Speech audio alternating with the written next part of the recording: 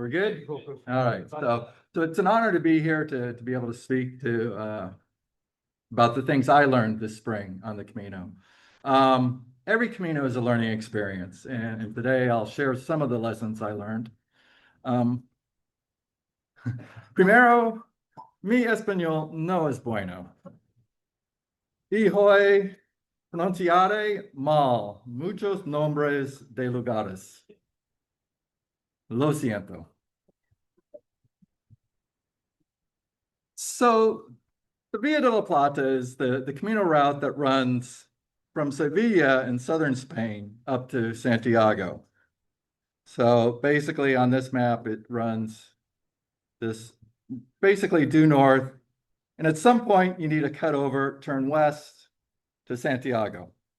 And there are two ways to do that. You can either go all the way to Astorga and join the Camino Frances, and then walk the last 11 days of the Camino Frances, or a few days before you get to Astorga, you can turn left, turn west, and join the Camino Sanabrés, and take that route to Santiago. So this simple map showing kind of the main routes, but there are other routes, even lesser traveled routes that lead into the Via de la Plata. And so one of them starts in Cadiz and goes to Seville. So that's the Via Augusta. And then the Camino Mozarabe starts in various branches start in Granada, or in Almeria on the coast there. So there are a lot of ways that you can get started on the Via de la Plata. So just by the numbers, so the Via de la Plata is a little bit longer than the Camino Frances, about 25% longer, and it has far fewer people walking it. So I was just looking at May, which is the month I arrived, in May 2025. And so, starting from Sevilla, there's 468 pilgrims, and compared to 5,700 that had started in Saint-Jean-Pied-de-Port. So there's a big difference there, for good and bad. And there are reasons for that. And I'm just showing May because, whereas the Camino Frances has people walking all year long, and there's a lot of people walking in the summer, no one is walking the Via de la Plata in July and August. If you look at the statistics for the Pilgrim's Office, starting in Sevilla in July and August is 0. So in terms of the infrastructure, right, there just aren't that many people walking it. And this May is the peak month, really. So there's no Brierley guide for the Via de la Plata. So for planning, I used mainly Gronze.com. It has the reputation for the most up-to-date information on accommodations. There's the free guide by Gerald Kelly that has good information. But the Camino Forum, actually, I'd say the most useful thing I used was there's a thread on the Via de la Plata sub forum that was put together during the COVID times, and with a lot of discussion on ideas for how to break up the stages and places to stay and so forth. And that was really probably my #1 planning tool. Cicerone has a guidebook. I never looked at it. And Wise Pilgrim also has a Plata app that I looked at occasionally. So, but Gronze and Camino Forum were my go-to planning. On the trail, the go-to was Gronze, the Gronze Maps app. The most accurately shows the route of the yellow arrows. It's not perfect. I would point out that Gronze on the website says the signage on the Via de la Plata is generally good, but it's normal to get lost occasionally. So I think a mapping app is really required on this route, and for those times when you do stray, being able to find your way back. Again, Gronze most accurately followed the yellow arrows. Mappy is wonderful because it has all sorts of other trails marked on it. So when you do go astray, Mappy is much better at getting you back on the Camino, I think. And Buen Camino, a lot of people like that too, but I didn't use that. But you can see all three of these, this is the first stage, and they're all different.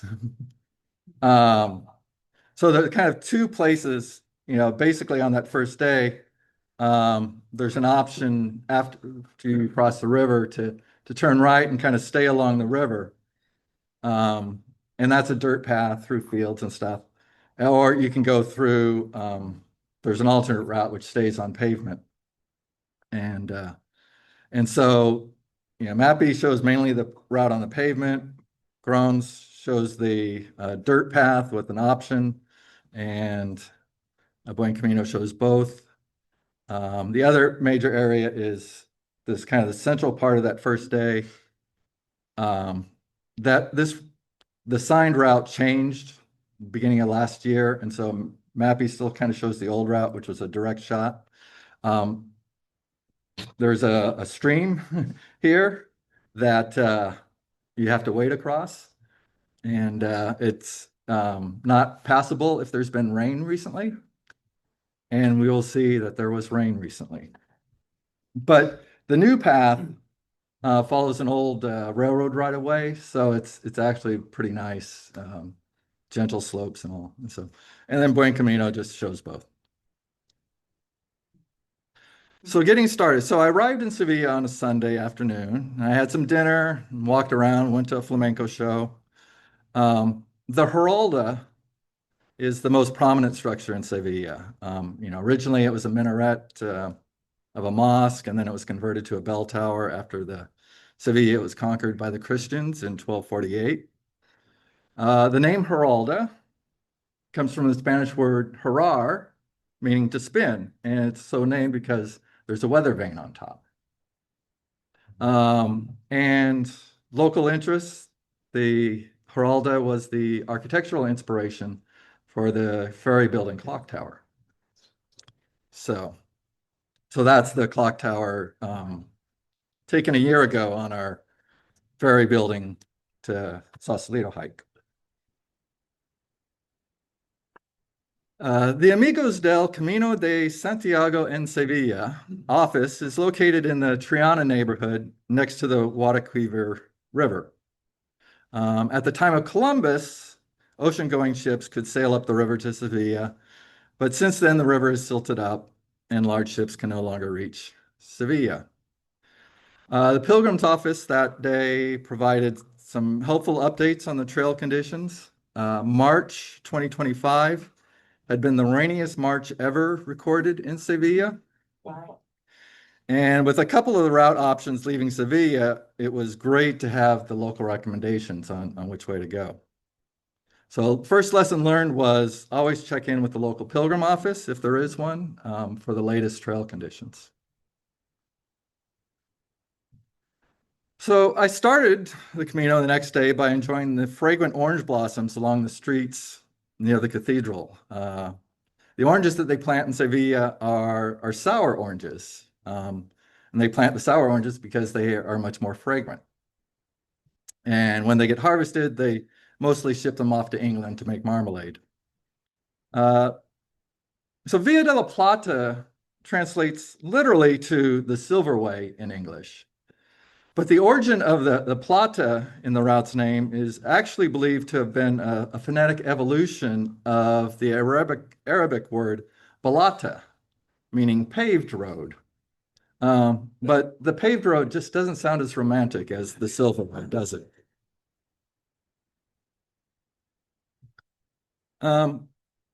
Outside of Sevilla, the archaeological there is the archaeological site of the Roman city of Italica, founded in 206 AD as a place for wounded soldiers to recover and a residence for war veterans. It was the birthplace of two Roman emperors, Trajan and Adriano. And during the time of the Emperor Augustus, the city really came to be one of the most advanced cities in the Roman world at the time. So the sites that are available um, to see now include, this amphitheater. There's a theater and the town center with the foundations of the homes still intact. So this was a history lesson for me that the Iberian Peninsula was really a significant part of the Roman Empire that, having walked the northern routes, I never really realized that. And as I alluded to briefly, much of the first stage is on this former railroad right of way. And so despite the warnings from the Pilgrim office the previous day, and there were plenty of muddy spots. My shoes and pants were plenty muddy, dirty, but most of the trail was in pretty good shape. And there are lots of tree anemone flowers along the route. So, again, lesson, don't gripe about the rain. The rain earlier in the month had resulted in lots of wildflowers in bloom during this first week of spring. And so after leaving Guyana on the second day, the Camino follows tracks through wildflower fields and olive orchards. And then the second half of the day turns into this, mostly wooded oakland and meadows, very nice, very pretty. So on the charts, I've kind of laid out in the captions, the stages for each day and the distance. And the little asterisks are stages where there are no intermediate services, no water, no bar, no restaurant, no store, no nothing. So, and then continuing the next day, like other Camino routes, sometimes there are stretches where you have to walk along the roadway. And that was the case for basically the first 16 kilometers on this day. There were actually 7 people in the albergue I was staying in previous night, and 6 of them took a cab um, for that first 16 kilometers. I walked, and it was actually on pavement for only the first 8K, and then it was off the side of the pavement. But it was nice. I mean, it was a nice day. There's certainly hardly any cars. It wasn't dangerous at all. So, lesson learned, don't follow the herd. So after that stretch of roadway, it turns into this El Barraco estate, natural parkland, easy rolling hills, at least for the first 25 kilometers that day. It then gets to this ridge up here in the distance at about 25 kilometers. And for about a kilometer is probably the steepest Camino trail I've ever had. It just kind of basically goes straight up that ridge. But then you head down into the village of Almaden de la Plata, nice, a lot of the sidewalks and stuff were this stone mosaic, paving that is really kind of pretty. And that was kind of the case for part of the trail heading down into town. Like other Camino routes, there are a variety of accommodations available. But because there are many fewer people walking, there are correspondingly fewer accommodations and albergues. So now I was staying in albergues most nights. But again, spring is the busiest time for the Via de la Plata. So the albergues were generally completely full. And so that was something to consider as days went by. So that's my bunk on the bottom right here. Um, but it continues through this oak woodland for another day or so. This was a nice short day. Um, so again, the accommodations can be kind of spread apart, and so there's accommodations in El Real de la Jara, which was only 13 kilometers, and the next accommodations were 20 kilometers farther away. So given the choice between 13 kilometers and 33 kilometers, I chose 13. And that occurred, you did that several times. So I generally try to keep it like less than 28 if I can. But that's not possible all the time.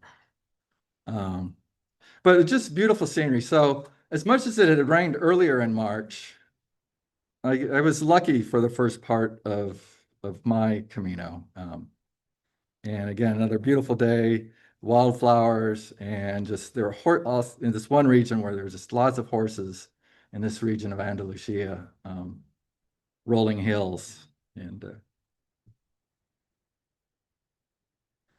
so with all the rain, so just after starting this day, I came to this stream and I looked around in both directions to see if there was a way to get across without getting my feet wet.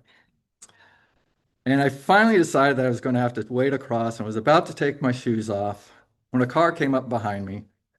And the driver asked if I wanted to ride across. And I accepted. I got out on the other side. So there are about 25 meters of the Via de la Plata that I didn't walk.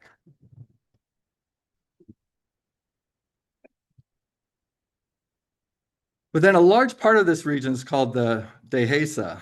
This vast forested oak woodland in this part of Spain. And its backbone is basically the oak trees, these ancient oak trees that dot the landscape. And and of course, perfect time of year for the wildflowers. Of course, the Dehesa is also home to Spain's most iconic domesticated animals. This is where the famous Iberico pig wanders among the oaks, feeding on acorns. So the Via de la Plata starts in Andalusia, and just before Monasterio crosses into Extremadura. And in Extremadura, the Via de la Plata is marked with these granite cubes, with the top etched to symbolize the Roman road, with a quadriform, a four-sided, four-piered Roman arch, which is kind of the symbol of the Via de la Plata, and we'll see that later. But what these cubes would mark on the side is this either a yellow square or a blue square or a combined yellow and blue square. And so the yellow squares indicated the current path of the Via de la Plata. The blue squares indicate the original Roman road path. And then the combined yellow and blue, where the current path is the old Roman road. And so, and a good part of it is the combined yellow and blue, which is fun. So I finally had to get my feet wet. I took off my shoes and socks, waded across the stream, found, dried my feet off, and then was back on my way. So, yes. And leaving there, the sceneries mostly were now in fields, very agricultural area, fields of grain. This day, this is all barley. And as we continue on, the route continues through olive orchards and vineyards, lots of vineyards. I was familiar with the regions like La Rioja and Rías Baixas, but thought it would have been too hot during the summer in Extremadura for wine grapes. And bud break was just beginning in this area. But Extremadura is a huge wine growing region. So that's just a whole nother wine region to find out about. And then Zafra is the first city of any size. And it's very traditionally Spanish when it comes to mealtime. The restaurants don't open until 8 p.m. And so several pilgrims, including me, had not reached town in time for lunch and were looking for a place to eat around 5 p.m. We didn't find anything. Finally, we found a Chinese restaurant that would serve us at 7, and we ate there. But the lesson learned, be aware of the local traditions and carry some spare food.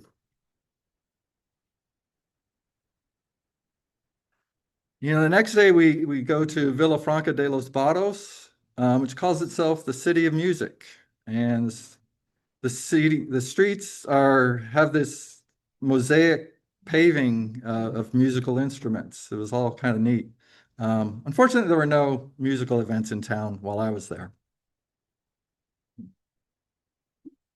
So on the other Camino routes, especially the Camino Frances, I mean, there are bars and cafes and restaurants along the way where you can stop for a lunch or a snack, on short order. But many stages of the Via de la Plata have no place to stop for food or water. And so it's necessary to buy food for lunch at a market before setting out in the morning. So I would sometimes, I'd basically pick up some bread and ham and cheese. These hams were not the ham I was looking for, but lesson learned, meal planning is important. And you also have to consider the hours that the stores are going to be open so that you can get food and have something to eat.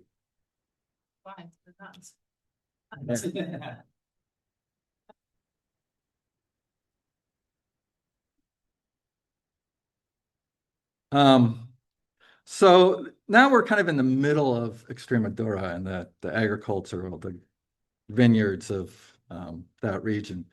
And this particular day basically is only of note because it had one stretch of 12 kilometers perfectly straight due north. So that's on the left side.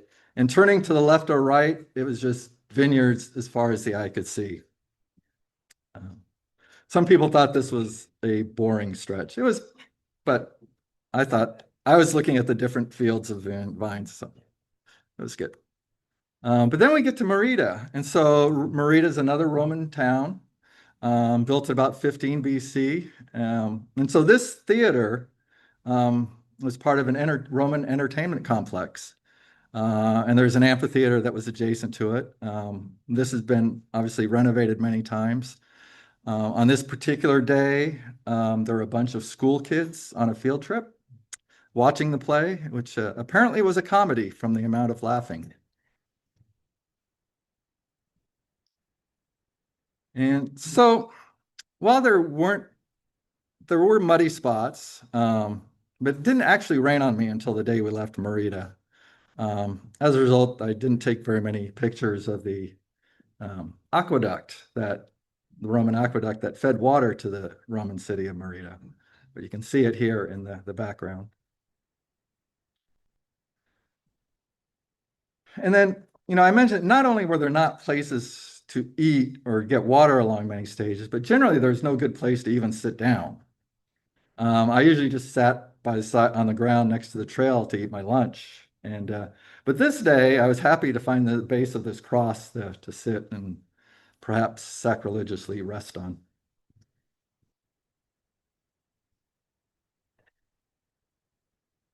So I don't,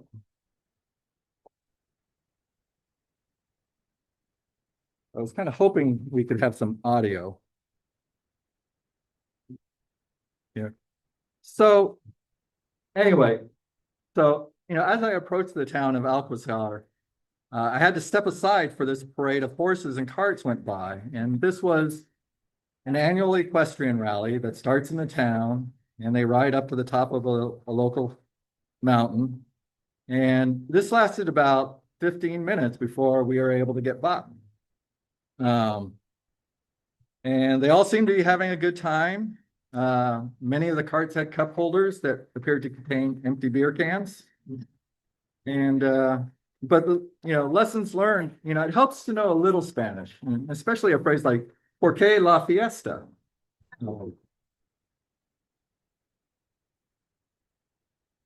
But as we roll along, again, this is all old Roman history.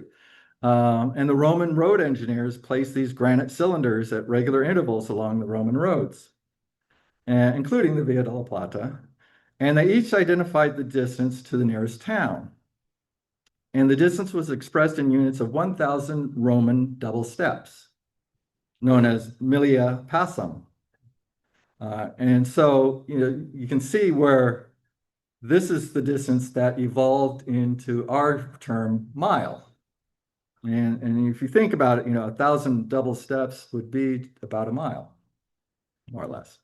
And the cylinders called milarium, are what we call millstones, milestones. Um, but again, you can see on the trail behind here, this is the actual Camino and the water on the trail.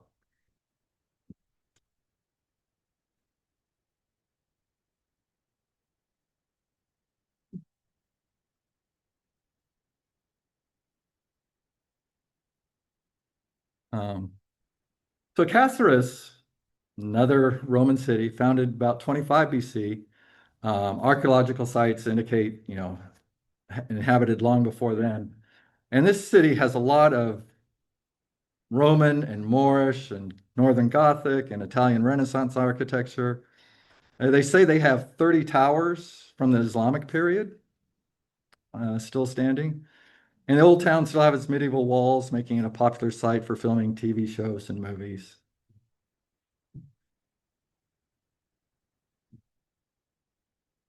So the next day, we went to Casar de Cáceres. Um, and we arrived there in mid-morning and basically had a rest day.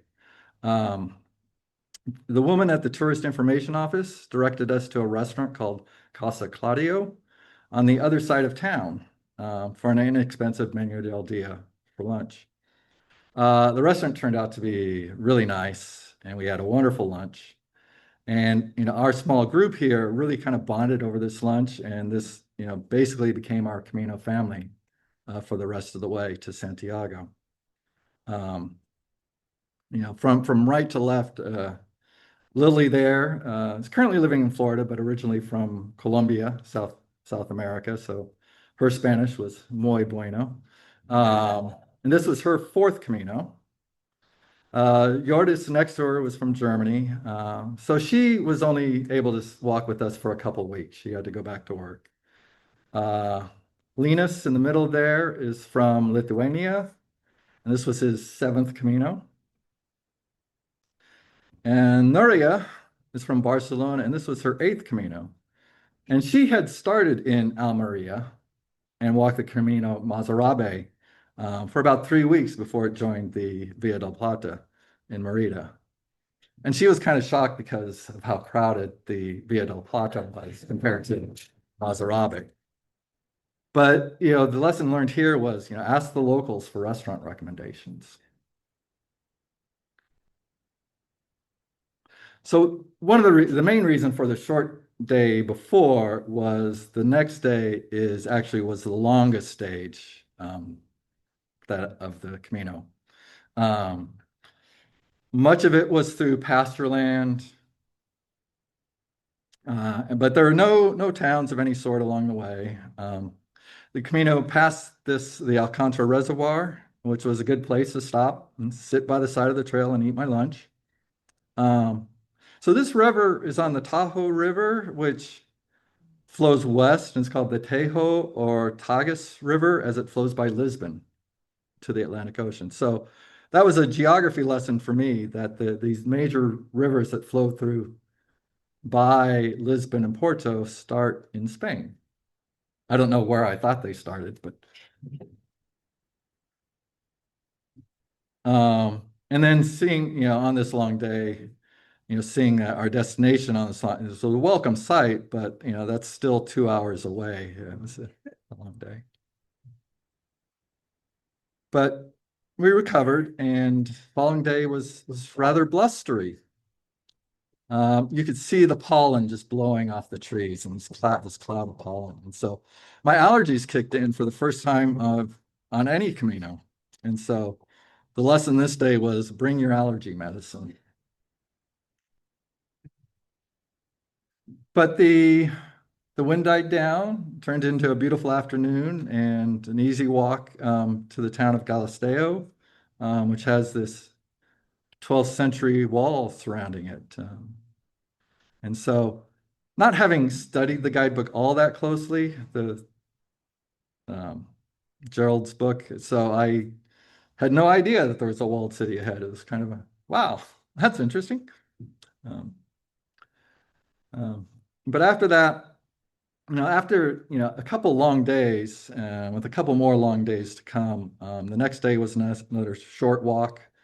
It was all on pavement and it was raining, and so I was kind of glad it was a short walk.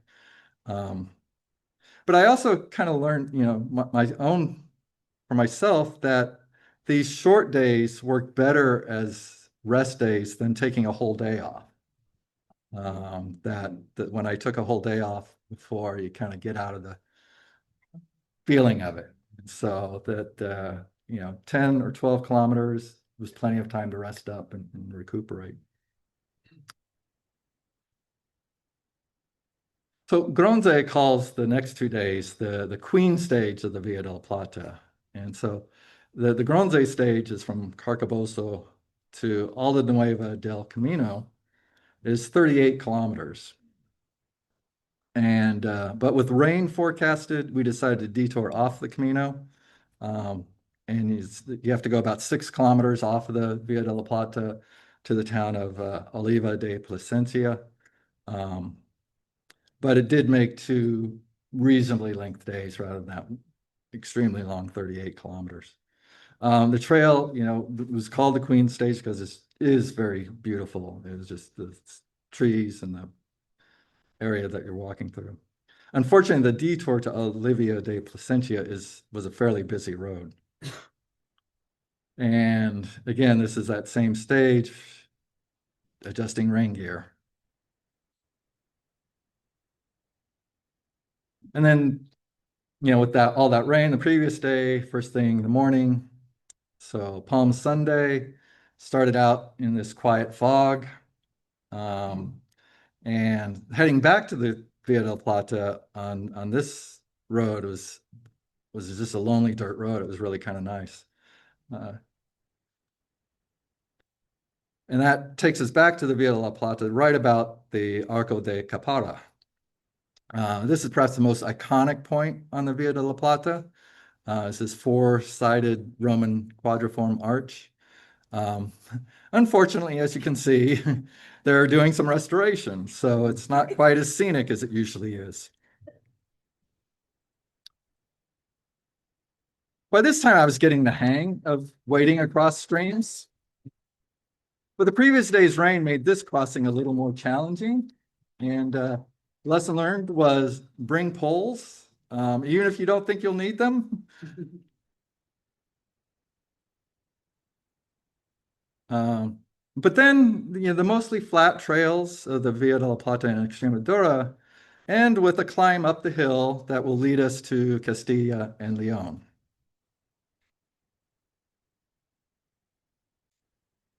And then again, as we're walking, we would frequently start early in the morning, just because many days there was rain forecasted in the afternoon, and we were generally pretty good at being able to walk in the morning and beat the rain. The local church runs the albergue in Fuente Roble de Salvatierra. That's one of those towns that I'm not very good at. Uh, and the albergue, it's a donativo albergue. They do a nice communal dinner. Our room had a wood-burning stove for heat. The local parish priest conducted a pilgrim gathering and blessing in the local church before dinner. So all in all, it was a very nice evening. But it rained that evening. And the following morning, it was cold. It was about 34 degrees.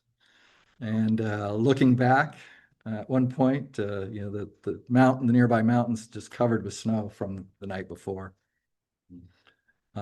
We also had another person join us. So Linus, who was in our group, had a friend, Erica, join us. that morning. And he, as he had described it, Erica was this tough girl from the Bronx. Turns out she's from Tracy. Um, but she had walked other Caminos. That's where Linus knew her from.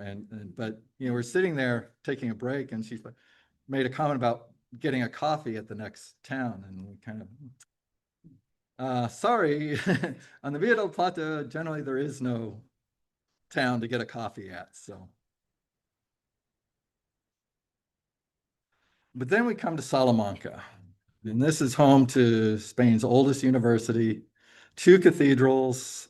We had another wonderful lunch. It was a great day for sightseeing in the old town. And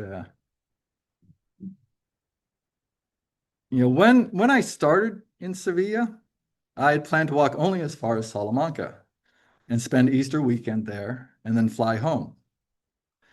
But I expected the Via del Plata to be a solitary experience and that 4 weeks of isolation would be as much as I could handle. But during the first 3 weeks, I met a lot of people. I enjoyed the social aspect of this Camino more than any of my previous Caminos.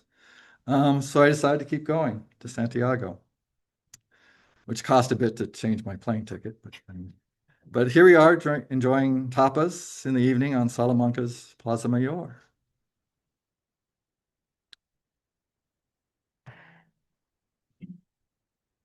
So the square that was full of people at bars and cafes the Thursday evening was the site of Holy Week processions Good Friday morning.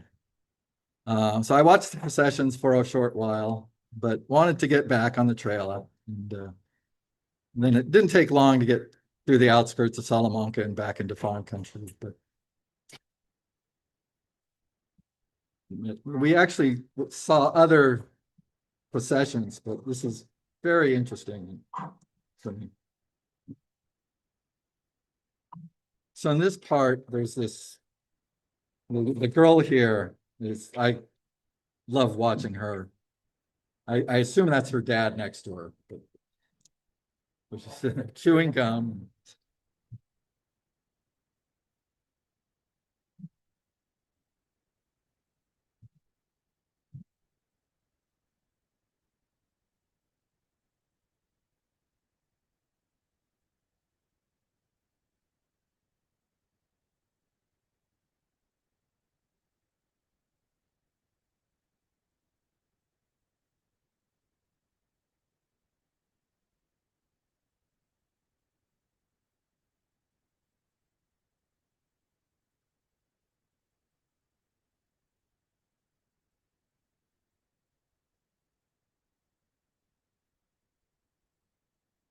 All right, enough parade watching.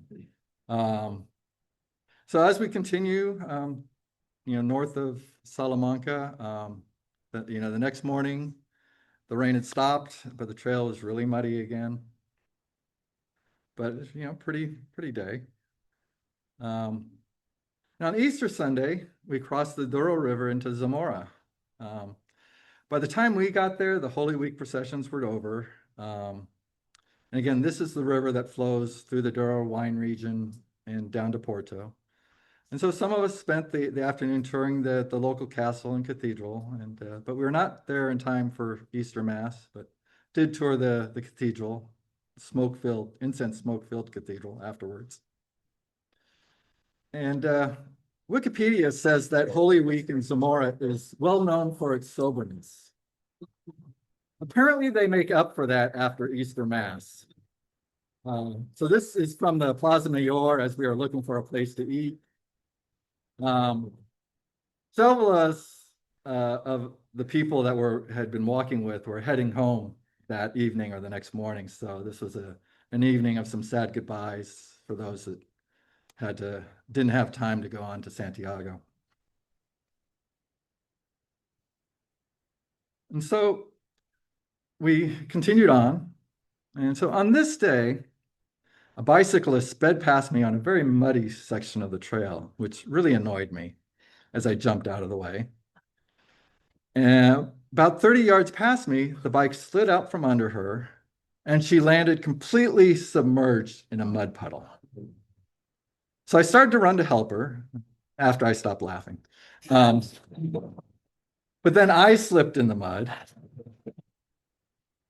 So luckily her partner was just a little ways behind her and helped her get up. And I managed to get up and continue on my way with the more mud-covered clothes. So both Mappy and Gronze maps show the Camino leaving Monte Mata as kind of heading off just to the left of the picture here and then going across this little bit of water and up here. And so first thing in the morning, I wasn't going to try wading across this. And luckily there is a just off to the right, there's a highway and a bridge across the lake. But it's like, what are is Granze thinking of with that? So Granja de la Morerela, so probably not even close, is where pilgrims to Santiago must decide if they're going to take the Camino Sanabrés and head west or continue to Astorga on the Via de la Plata. So even though the distance for the two routes is about the same, it seems that the vast majority of pilgrims opt for the Camino Sanabrés. That was the case with everyone that I talked to on this. I believe this is because so most people walking the Via del Plata have walked the Camino Frances before, right? The Via del Plata is generally not the first Camino, not always. Sometimes it is. And so, there's no interest really in repeating the last 11 days of the Frances. And even if you haven't walked the Frances before, if you've chosen the Via del Plata, it's probably because you want a more solitary experience. And so you're not inclined to want to go up to the Camino Frances either. So, um, so pretty much anyone that I talked to along the way at this point was heading on the Sanabres. So we turned west, and except for there was a mile or two walking on the road so that we could get across this bridge over this reservoir. But it was a pretty nice day, nice scenery, nice trail. So just comment, Spain has a really extensive high-speed rail network. The high-speed line between Madrid and Santiago opened in December of 21. It takes a little over 3 hours, Santiago to Madrid. The Camino crosses the rail line 5 times. And so on my way home from Santiago, I took the train to Madrid and it stopped in Zamora. And, as I was right on the train and looking out the window, it was weird to think that I just spent 19 days walking from Zamora to Santiago and I was going to be back there in 2 hours. Um, but then the albergue in Tabara had single beds, not bunk beds, plenty of space around the beds, a chair next to each bed. If there had been hot water, it would have been luxurious. Um, there was also this man from Belgium who we had encountered on previous days. He was taking a taxi between albergues and obviously arrived before anyone walking. He snored loudly. And he had the bed in the far left corner. I had the bed next to him. And I've never been bothered by snoring in albergues before, but at 4 in the morning, everyone in the room except the Belgian guy was sitting up in bed wide awake. At 4:30, we gave up and got up, and at 5, I left the albergue ahead of most of the others. But I had never seen any point in walking in the dark before it gets light, so I don't bring a headlamp. I just have this tiny 1 LED flashlight to find my way to the bathroom at night. But I followed another guy who had a headlamp for a while, but I couldn't keep up with him. So most of it, for about an hour, I basically used my little flashlight as little as I could to get by. So this was taken about 6:45. But lesson learned, walking into the stars is really cool. And bring a headlamp.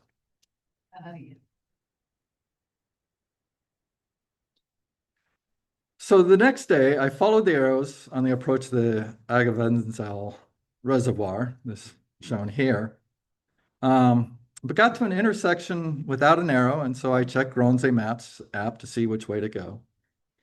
I was surprised to see that the app showed that I was nowhere near the Camino. So I checked Mappy, and Mappy showed that I was on one of two alternate routes through the area. But the Gronze route looked so much shorter. So I tried to cut over to it without backtracking too far. But the shortcuts that showed on Mappy had a big new fence across them. So I went back and followed the route on Mappy. And in the end, this added about 2 kilometers to my relatively long walk on a warm day. But lesson learned, don't rely on just a single app. But after my unnecessarily long walk, I still arrived at the albergue in time to get lunch. And there was a restaurant across the street that had a menu del dia, so we went there. And it was fabulous. The first course shown here was a tuna pate with blueberries and toast and strawberry jam. Um, the second course was pork loin in a mango sauce. Then dessert, and then coffee or tea. Um, and that was followed by a choice of chupitos after dinner liqueurs. And of course, we had to try each one. Okay. So, and of course, there's wine and bread with all that. So that's, not bad for 20 euros, right? So, lesson learned, there is great food on the Camino. But a lot of time, this being kind of an exception, but usually it's not next door to the municipal albergue.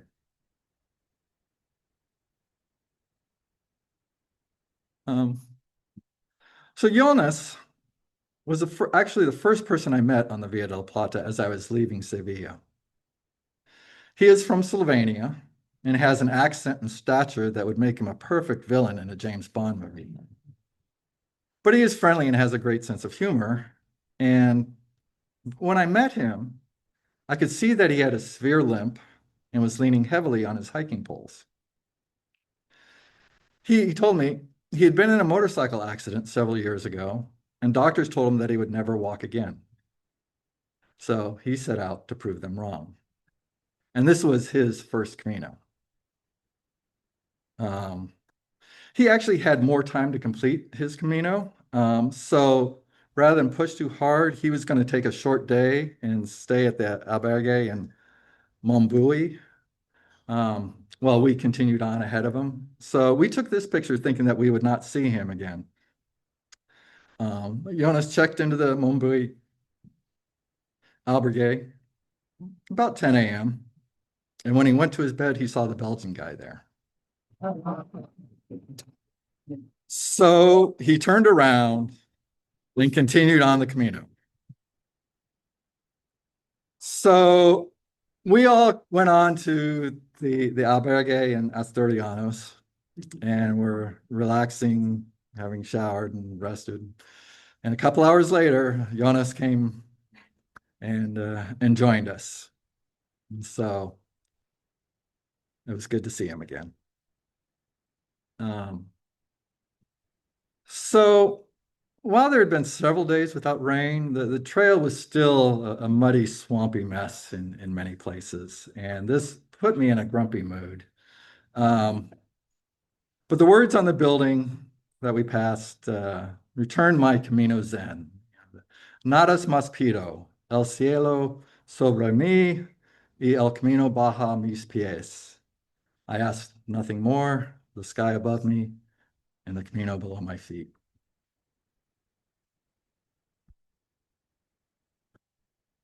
Normally our group would walk at our own pace and separate during the day and meet up at the albergue in the evening, afternoon. But this day we stuck together as we were in Puebla de Sanabria, another very interesting village to visit.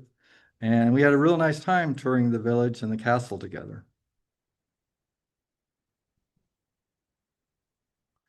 And continuing on, more wet trails, but a nice stretch of single track trail through the woods for a while. And I met up with the group at the local restaurant and rested a bit.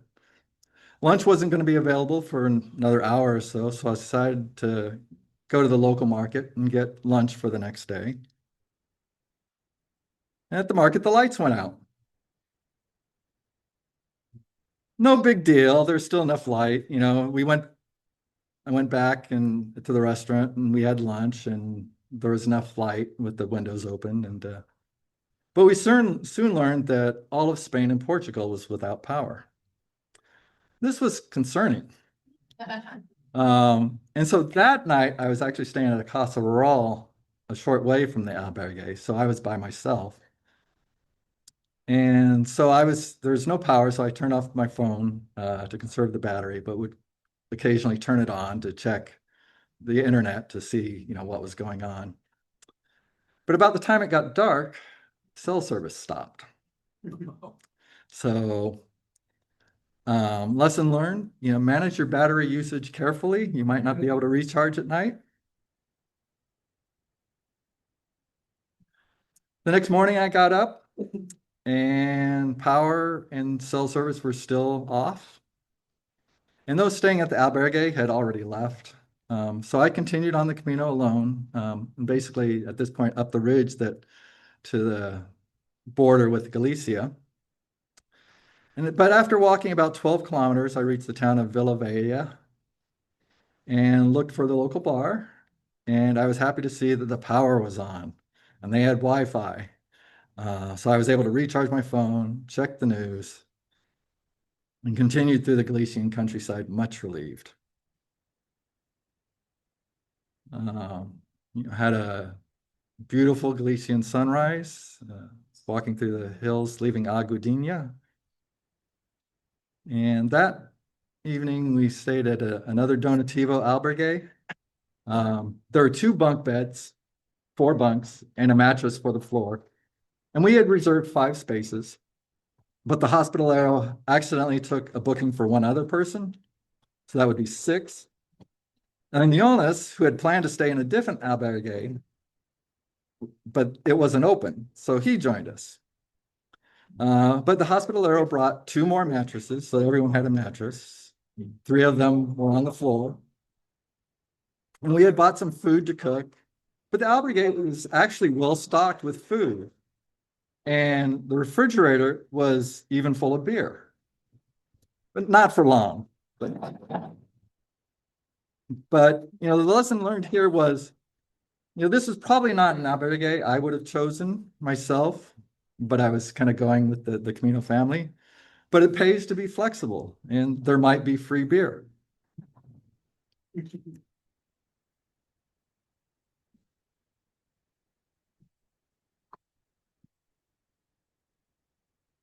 But you don't get naked yet. Just showing the premises.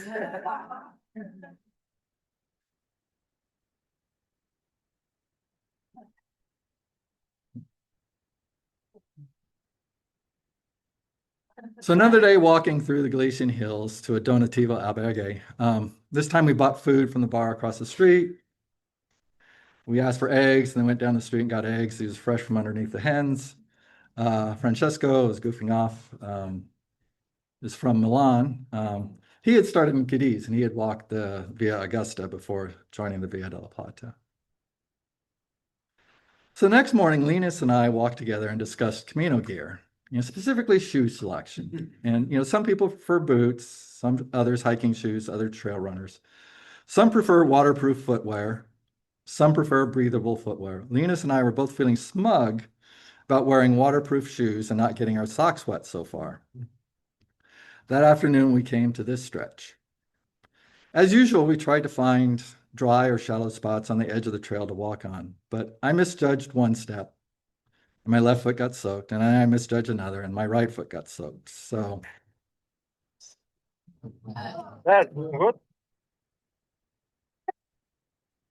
What the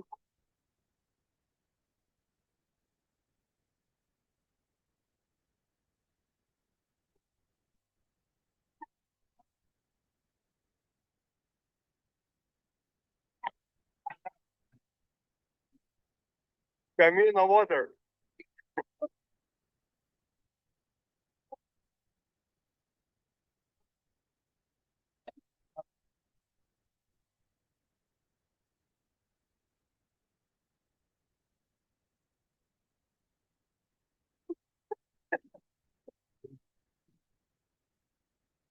at this. Try fishing. So Linus, who took this video, soon ran out of dry land, and he was knee deep about a minute later. So the stage leading in Torrance is relatively short and flat, almost all of it on pavement or sidewalks, but at least my shoes dried out. And this is a major city in the region. But again, we asked the hospitalero, and he recommended a good place for lunch. While we were in line to check in at the albergue, the couple in line ahead of us were turned away because when the hospitalero noticed that their last stamp was from 60 kilometers away, and they had taken the train that day. And so lesson learned, Galician albergues do check if you're walking, especially when Jonas, standing next to the hospitalero, yells down at you, "Hey, Matt, how much was your taxi today?"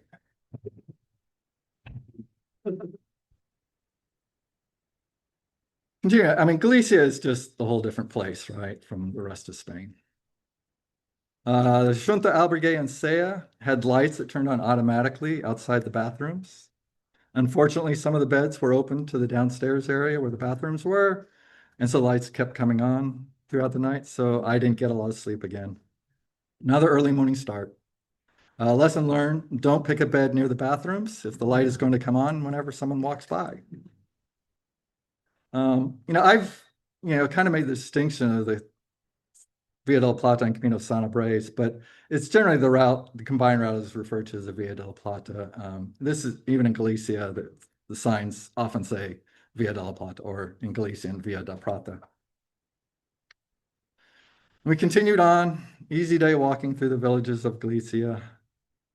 And while we could have pushed on to Santiago, we decided to stay at the albergue in Altarillo, a small village with no market or restaurant. So in the previous town, we picked up food and wine to cook for dinner.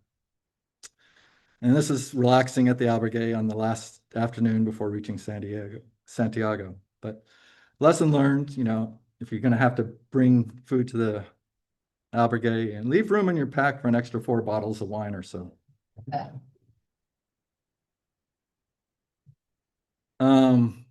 A beautiful day in Galicia. This is about 13 kilometers from Santiago. The lesson here was that this is, in my opinion, the nicest approach in entry into Santiago compared to the Frances or the Portuguese.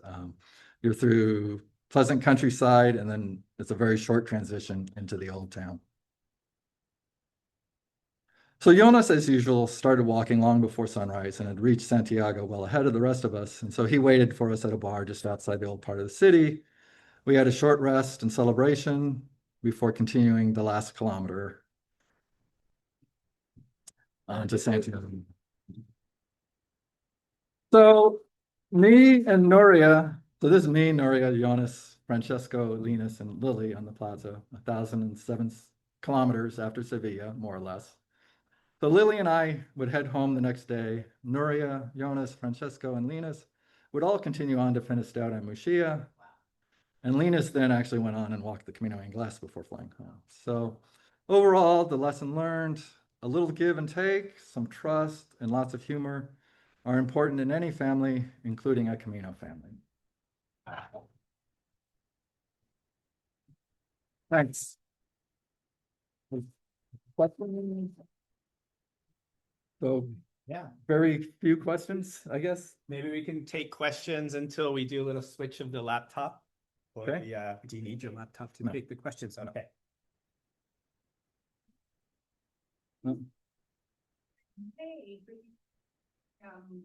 I started in March. Started in March. March 25th. Yeah, it was March. Sorry. Yeah, started in March, ended in May. Rob, Why did you decide to walk the Via de la Plata? why do I walk any Camino? That's a reasonable answer. So basically, it was a challenge. And actually, I was, debating which Camino to walk, and someone I was talking to had walked many Caminos and recommended it. Had actually recommended just doing like part of it in the beginning. which is why my original plan was just to walk from Sevilla to Salamanca. It has a But- reputation of being difficult. Has a reputation of being difficult, but the idea in the spring, that first part, you've got, you know, the migratory birds, you've got wildflowers. But you do have long stretches, yeah. Dick? Did you make reservations every night? No. So I had a reservation in Sevilla. And I think actually in the first albergue, they took reservations. I knew that's where I was going. But generally, I did not have reservations at first, but during Semana Santa, with more people, we decided that we should make reservations, and so Lorea made reservations for us. And then after that, we would still made reservations quite a bit because we were kind of in a bubble. There were actually, you know, the albergues were full, and so we did make reservations fairly frequent. But a lot of the time, there were Donativo albergues that didn't take reservations too. All right. Well, thank you very much. Thank you for letting me share.